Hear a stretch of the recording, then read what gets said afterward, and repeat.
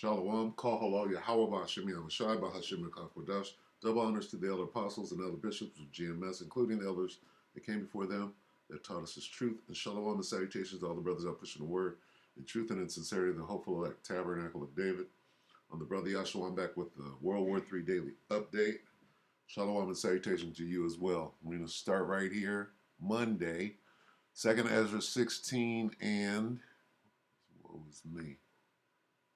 Woe is me. Woe is me. And 18, 2nd Ezra 16 and 18, the beginning of sorrows and great mournings, the beginning of famine and great death, right? The beginning of wars. Okay, this is the World War III Daily Update.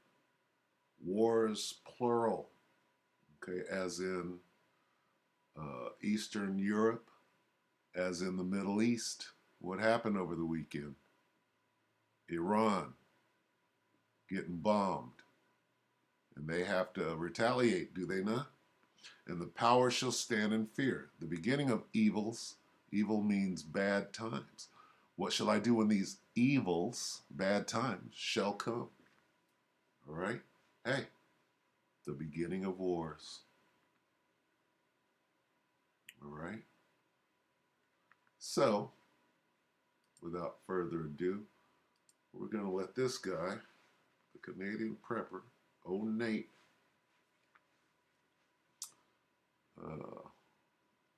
16 hours ago, all right? So, he's going to let these two people, this guy's going to say something about Great Britain has to step up and do what is needed for the Ukraine, all right? Going into what? The war in Eastern Europe. We got to come with these tanks. We got to come with these planes. Money, arms, ammo, and step what? The war up. Okay? So here we go. Take it away, Nate. All right, guys, here we go. Let's talk about what's about to happen.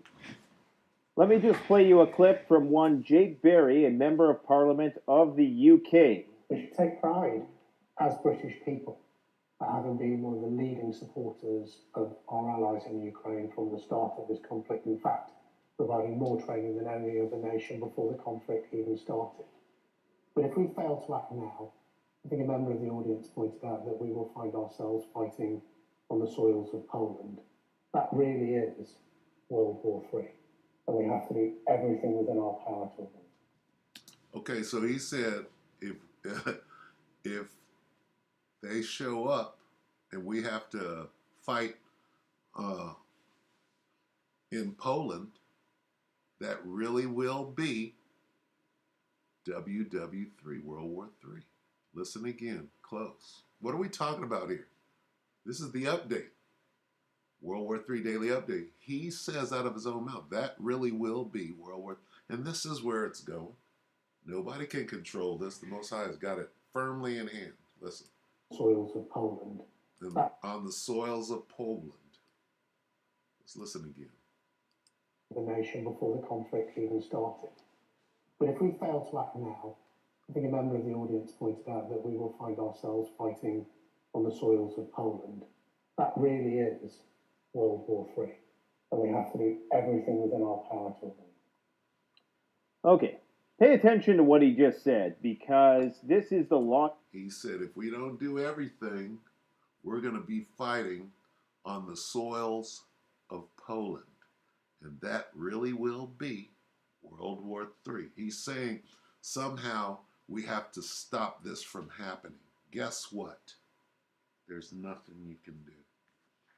And then Nate, right? He goes into, he's got his little map here. What does it say? NATO escalates. NATO does nothing. Da-da-da-da. It says WW3. It says nuclear. WW3. Nuclear. Where is this going? It's going to happen exactly the way it says it in the Bible. That we're hearing coming out of NATO right now, and it leaves us... Look at this. U.S. dollar collapse. See, all of this stuff is intertwined. All right, at Davos, they mentioned something that said polycrisis. You think this has anything to do with it? What happens? Why did the U.S. go in and invade Iraq? Right? Because the dollar was being threatened. Okay? The U.S. dollar was being threatened. How? Saddam said, I'm going to trade my oil in euros. They said, no, you're not. We're going to drag you by the neck through the streets. What happened to Gaddafi? He said, I'm finna mint some gold, a golden dinar. They said, no, no. He came, we came, we saw, he died, right? Something like that. So this is due to this and will end in this. All right, and here we are. In a real bad predicament. These are the possible outcomes, okay? So we have a bit of a truth matrix here. So we have NATO escalates, NATO does nothing, contrasted with Ukraine winning and Russia winning.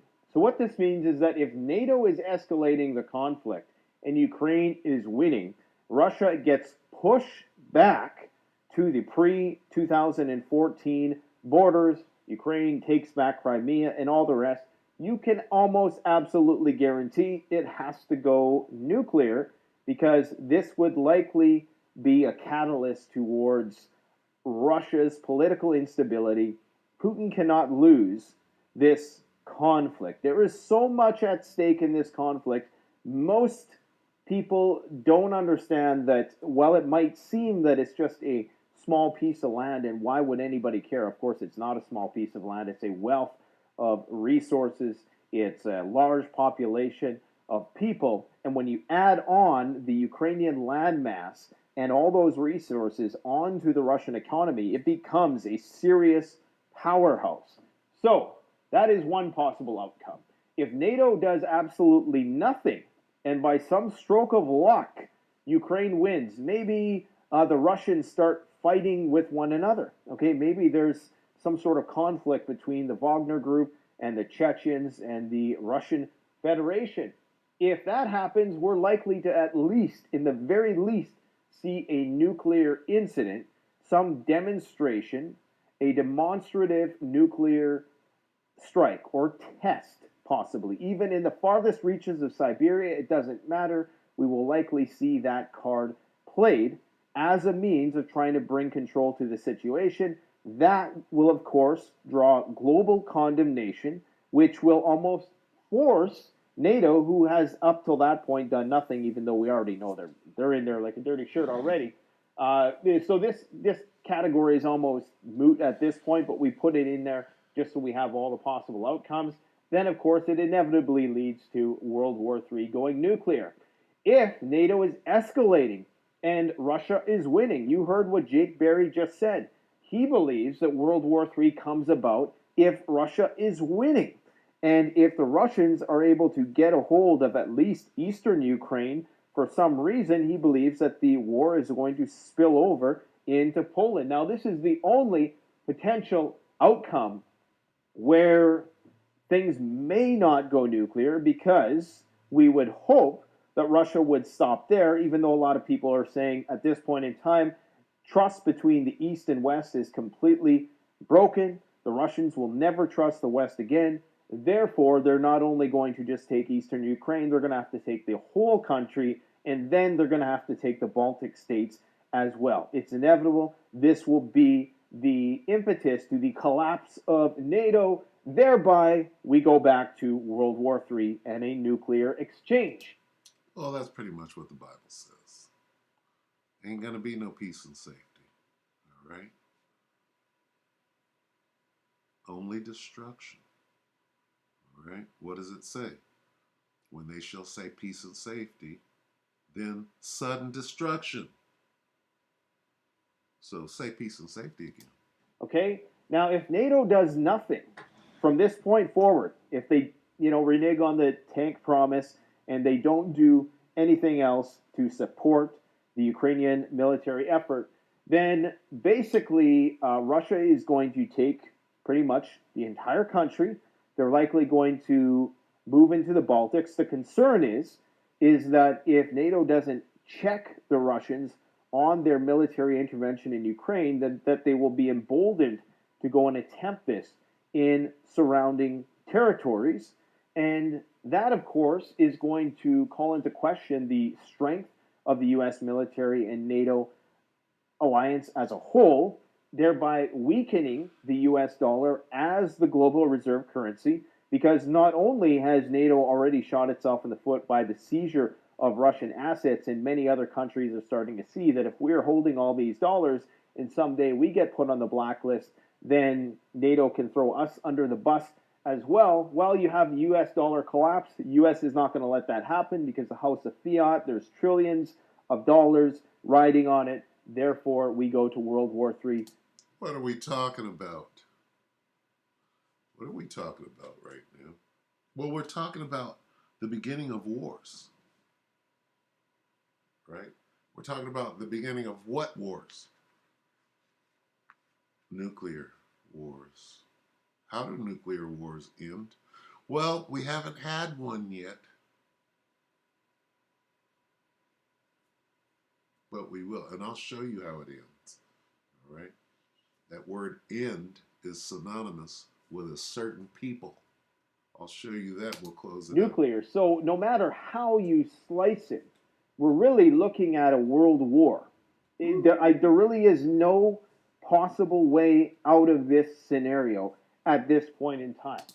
There it is. There's no way out of what scenario? A nuclear war. And what is the outcome of a nuclear war? Well, we have to consult the scriptures. If you guys are seeing something that I'm not, if you can see a situation where perhaps there's some kind of stalemate and where perhaps Russia is allowed to keep hold of the 4 annexed territories, which is what it intends on taking back, if you can imagine a world where both the East and the West can coexist and we can still have US dollar hegemony, then please spell that out for me in the comment section below. I'm sure there's some possibility I'm missing, but on the face of it, if we're taking the media mouthpieces at their word, there really is no way out of this predicament but. No but. Okay, we'll stop it right there. You want to watch the rest of this? All right, alert, it's starting. There's only one way this ends. That's it. You're explaining. One way this what? What does it say? End. There's only one way this ends. Let's look at the end. All right, when we look at the end, we're looking at a nation of people. Okay? A nation of people is the end. Okay? Let's get it. Second Ezra 6 and 9. Okay? Start at 8. And he said unto me, from Abraham unto Isaac, when Jacob and Esau were born of him. Okay? Jacob's hand held first the heel of Esau, for Esau is the end. End of what? Of the world. What world? His world. Jacob is what? The beginning of what? His world. The kingdom of heaven. Esau is the end. This says of the world. Yeah, the end of the world, fool. Esau is the end of the world. Okay, ain't that what we're talking about? How is it going to come about? Nuclear annihilation. And then the kingdom of heaven starts after that. Okay? The end of your world. The end of your world. Let's get that. The end of your world. Salaki, bear with me. I'm looking it up on my phone. The end of your world. KJV. Right? Let's find that. The end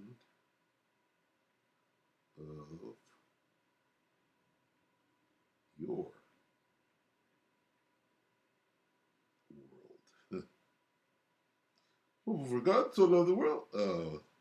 What world? Your world? No, our world. For God so loved our world. Okay. That he gave his only begotten Son. 2 Ezra 6 and 25. Just go down a little bit. All right. Just go right here.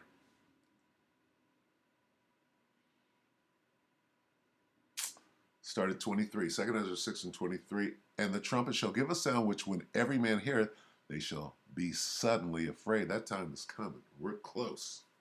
Okay. When that air raid sign goes off, and your ass is like, oh shit, incoming, right? At that time shall friends fight one against another like enemies, and the earth shall stand in fear with those that dwell therein. The springs of the fountain shall stand still, and in 3 hours they shall not run. Listen close. Whosoever remaineth from all these that I have told thee shall escape. Who's that? The elect of Israel. And see my salvation and the end of your world. Why? Who's going to see the end of your world? The elect of Israel, right? Going to see the end of who? Who's the end? Esau. The end of your world, Esau. See that word end? Let's go back. Esau is the end. This is his world. We're at the end of his world, period. How does it end? Like this. And then starts the kingdom of heaven, where Jacob, Israel, will be in rulership under Yahweh Bashim Yahushai, King David, all the way down. All right, so it's good enough for today. Hey, see you tomorrow, yeah? We hope that the elect will edify you, brothers and few sisters. With that, we can say shalom.